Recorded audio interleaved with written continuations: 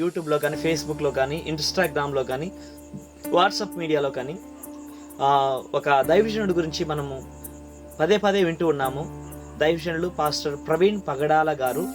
So మనందరి మధ్యలో ఆయన యాక్సిడెంట్నో హత్యనో మనకు తెలియదు. సో మొత్తానికి ఆయన చనిపోయారు. ఇంకా పోస్ట్ మార్టం రిపోర్ట్ రాలేదు.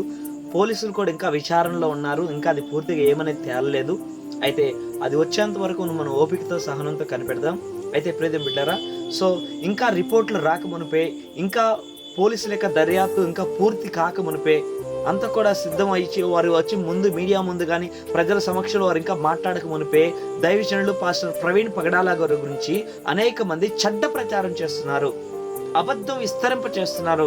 ఒకవేళ దీన్ని అనుకున్నాను, ఒకవేళ వీరి మాయ మాటలు విని వీరు తీసేటువంటి ఏ టెక్నాలజీ ద్వారా మరొక టెక్నాలజీ ద్వారా ఏదో విధంగా తీసుకొచ్చేటువంటి సీసీ ఫుటేజెస్ కానీ రకరకాలైనటువంటి రుజువులు కానీ కనపరుస్తూ అబద్ధపు రుజువులు చెడ్డ ప్రచారం చేస్తూ ప్రజలను నమ్మించే విధంగా, ప్రభుత్వాన్ని నమ్మించే విధంగా కొన్ని చెడ్డ ప్రచారాలు లేస్తున్నట్టుగా మనం చూస్తున్నాం. కాబట్టి నేను ఏమంటానంటే ఈ సమయంలో ఇది మౌనంగా ఉంటే చెడ్డ ప్రచారం బయటకు వచ్చేటువంటి ప్రమాదం ఉన్నది.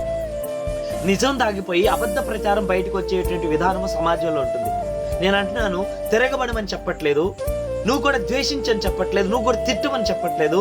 నువ్వు కూడా నీ యూట్యూబ్లో మరొకరి గురించి గేలి చేసి అవమానపరిచి వారు హింసిస్తున్నట్టుగా మనం కూడా హింసించమని మాట్లాడలేదు. కానీ నిజము మాట్లాడదాం. ఒక దైవజనుడు తాగి డ్రైవ్ చేయడు, ఇంట్లో కూడా తెచ్చుకొని తాగడు, ఎవరి ముందు తాగడు. దైవజనుడు తాగితే దైవజనుడు కాదు. సో నేను ఆయన ఒక కేవలం ఒక మూలకి, ఒక వర్గానికో, ఒక కులానికో, ఒక గ్రామానికో, లేకపోతే ఒక 10 మందికో 20 మందికో దైవజనుడు కాదు. అతడు ఇంటర్నేషనల్గా ప్రపంచవ్యాప్తంగా వాడబడుతున్నట్టు ఒక గొప్ప దైవజనుడు. వేలాది మందికి, లక్షలాది మందికి మాదిరికరంగా ఉంటూ స్వార్థే తన ధ్యేయముగా దేవుని కొరకు, దేవుని రాజ్యం కొరకు బ్రతికేటువంటి ఒక నిష్కలంకముగా పరిశుద్ధముగా జీవించడం ఒక మంచి దైవజనుడు. ఎంతో సహనము, ఎంతో ఓర్పు, ఎంతో త్యాగము, తన జీవితము త్యాగము. తనకున్న ఆస్తులు కానీ, తనకున్న సంపద కానీ, తనకున్నటువంటి బిజినెస్ కానీ మొత్తం కూడా పేదవారికి, లేని వారికి, అనాథులకి, దిక్కులేని వారికి, సమాజానికి పంచిపెట్టేటట్టుగా మంచి వ్యక్తిత్వం కలిగినటువంటి దైవజనుడు.